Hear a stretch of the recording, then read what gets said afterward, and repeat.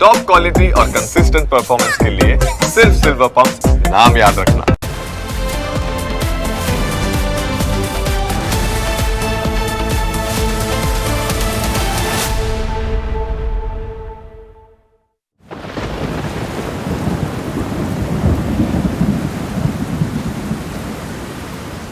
છેલ્લા ઘણા સમયથી વધી ગયેલી ગુજરાતીઓની આતુરતાનો અંત આવ્યો છે। જુલાઈ શરૂ થતાં જ મેઘરાજાએ હવે જમાવટ શરૂ કરી છે, જેને પગલે ખેડૂતોમાં ખુશીનો માહોલ છવાઈ ગયો છે। 1 જુલાઈએ દક્ષિણ ગુજરાત અને સૌરાષ્ટ્રના કેટલાક વિસ્તારોમાં એવો ધોધમાર વરસાદ વરસ્યો કે નદીઓ બે કાંઠે વહેવા લાગી।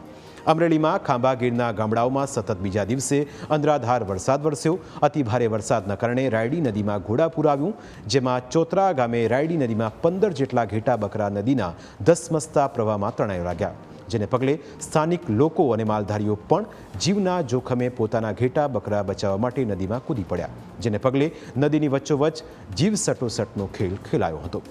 બીજી તરફ જેતપુરના ગ્રામ્ય વિસ્તારમાં અતિ ભારે વરસાદના કારણે ડાયવર્ઝન ધોવાઈ ગયું।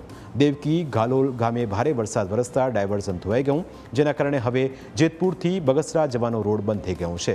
રોડનું કામ ચાલુ હોવાથી અહીં ડાયવર્ઝન આપવામાં આવ્યું હતું, પરંતુ ઉપરવાસમાં પડેલા અતિ ભારે વરસાદના કારણે નદીમાં પૂર આવ્યું અને તેના કારણે ડાયવર્ઝન ધોવાઈ ગયું છે। બીજી તરફ સુરતના કીમ વિસ્તારમાં પ્રથમ વરસાદમાં જ વિકાસના દાવાની પોલ ખુલી ગઈ।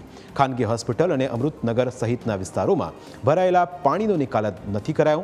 એટલું જ નહીં, કીમની ટ્રસ્ટ સંચાલિત સાધના હોસ્પિટલ કેમ્પસમાં બીજા દિવસે પણ પાણી ભરાયેલા જોવા મળ્યા, જેના કારણે દર્દીઓને ભારે હાલાકીનો સામનો કરવો પડ્યો। આ તરફ વલસાડ જિલ્લામાં અતિ ભારે વરસાદના પગલે ઠેર ઠેર પાણી ભરાઈ ગયા, જેના કારણે 40 ગામોને જોડતો છીપવાડ અંડરપાસ પાણીમાં ગરકાવ થઈ ગયો। અંડરપાસમાં પાણી ભરાવાના કારણે અનેક વાહન ચાલકો અટવાઈ ગયા। આ દર વર્ષની સમસ્યા છે। અહીં દર વર્ષે પાણી ભરાઈ જવું હોવાના કારણે લોકોને ભારે હાલાકીનો સામનો કરવા મજબૂર થવું પડ્યું। તેમ છતાં તંત્ર દ્વારા તેનો કોઈ જ ઉકેલ ન લાવવામાં આવતા લોકો રોષે ભરાયા છે। આ તરફ દમણમાં પણ વરસાદી માહોલ જામ્યો। દમણમાં એક જ દિવસમાં 6.62 ઇંચ વરસાદ પડતા ઠેર ઠેર પાણી ભરાઈ ગયા, જેમાં કચીગામ સોમનાથ વિદ્યુત ભવનમાં પણ મુખ્ય રસ્તા ઉપર પાણી ભરાઈ જતા લોકોને હાલાકીનો સામનો કરવો પડ્યો।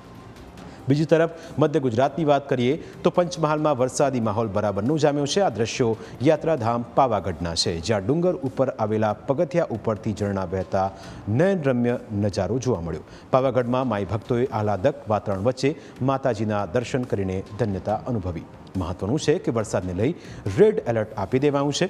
સૌરાષ્ટ્ર અને દક્ષિણ ગુજરાતમાં ભારેથી અતિ ભારે વરસાદની આગાહી પણ કરવામાં આવી છે। આગામી 5 દિવસ સુધી દક્ષિણ ગુજરાતમાં રેડ એલર્ટ અપાયું છે, જ્યારે આગામી 7 દિવસ સુધી રાજ્યમાં વરસાદી માહોલ છવાયેલો રહેશે।